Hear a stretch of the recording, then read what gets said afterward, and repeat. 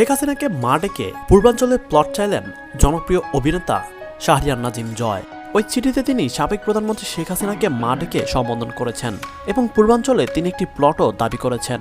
ওই চিঠিতে জয় লিখেছিলেন, আপনার সুযোগ্য পুত্রের আরেক পুত্র শাহরিয়ার নাজিম জয়ের সালাম রইল।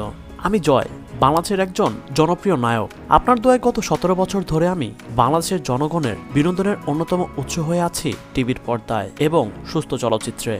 আপনি অত্যন্ত দরদি এবং বাংলার মানুষের বিপদের বন্ধু।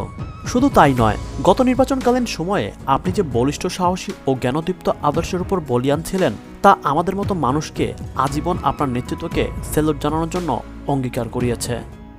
মা, আপনার নিকট একজন শিল্পীর আবেদন। আমার সমসাময়িক সব শিল্পী পূর্বাঞ্চলে 10 কাঠা 5 কাঠা প্লট পেয়েছে। আমি দেশের বাইরে শুটিংয়ে থাকার কারণে অ্যাপ্লাই করতেই পারিনি।